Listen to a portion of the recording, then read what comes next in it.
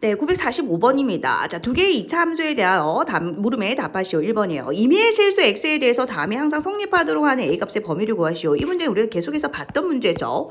자, 그리고 대입을 하게 되면은 x제곱 마이너 2x 더하기 a가요. 자, gx 마이너 x제곱 마이너 4x 플러스 2a보다 항상 커야 된다는 겁니다. 모든 x에 대하여. 임의가 다른 말로 이제 모든이잖아. 그치? 자, 그 모두 좌변으로 한번 이용해보자, 얘들아. 그럼 2x제곱, 자, 플러스 2x, 그리고 마이너스 a 이렇게 되겠네요. 그죠?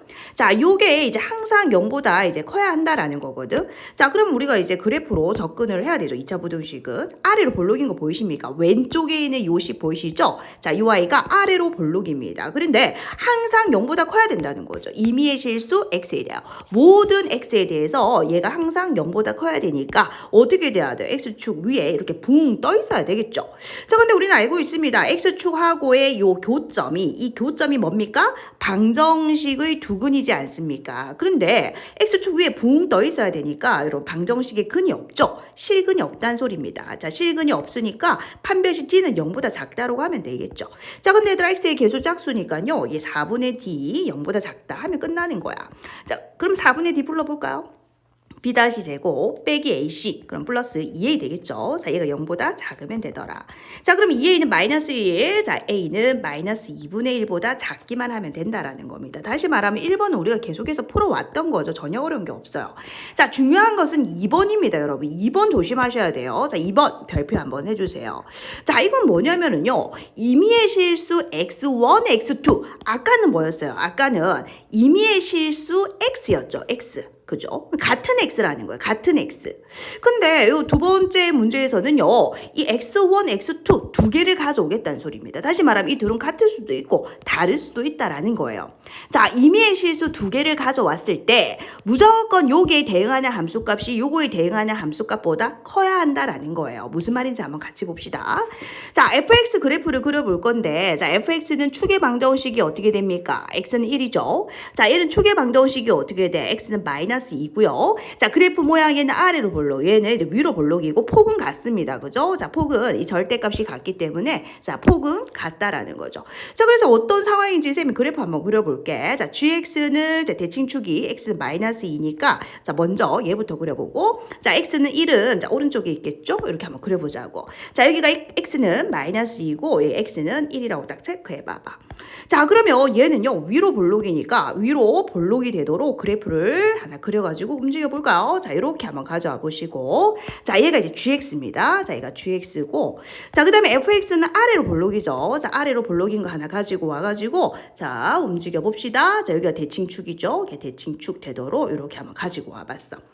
자, 그럼 이제 요 그래프에서 이 조건을 만족하는지를 봐야 되는데 자, 요게 자, 오른쪽에 있는 요 식이 이제 fx거든요. fx에 대응하는 함수값이 무조건 커야 된단다. 자, 그런데 얘들아 봐봐. 자, 선생님 만약에 여기 x1 가지고 올 거고 자, 여기 x2를 가지고 왔다고 쳐보자. 왜? 서로 달라도 되거든. 그러면 이때는 누가 더 함수값이 큰가요? 자, g가 더 크지 않습니까? 얘가 이제 g에 대응하는 함수값이다, 얘가. 여기 x2라고 해야 되겠네. 이 조건을 만족해야 되니까 여기를 x1이라고 해봐봐.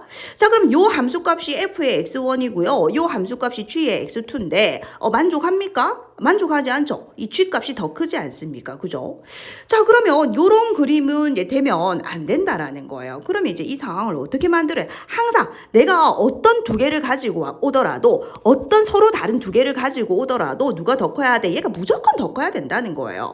그럼 다시 한번 볼게요. 자, 얘가 더 커야 됩니다. 어떤 두 개를 가지고 오더라도 한 번만 다시 예를 들어볼까요?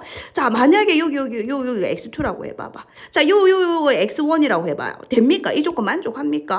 자, 지금 보니까 야가 이제 g에 대응하는 함수값이고 야가 f에 대응하는 함수값인데 자, 지금 누가 더 커야 돼? f가 더 커야 되는데 g가 더 크지 않습니까? 서로 다른 어떤 두 개를 가지고 오더라도 누가 더 커야 돼? f가 무조건 더 커야 한다는 겁니다.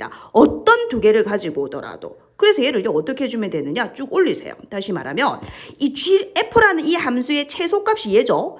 요 최소값에 대해서 요 아이의 g의 최대값은 누굽니까? 얘죠. 자, 쌤 뭐라 그랬습니까? 어떤 두 개를 가지고 오더라도 야가 무조건 더 커야 된다 그랬죠. 자, 그럼 요 녀석의 최소값과 요 녀석의 최대값을 비교를 했을 때 그 최소값조차도 얘가 더 커야 된다는 거예요.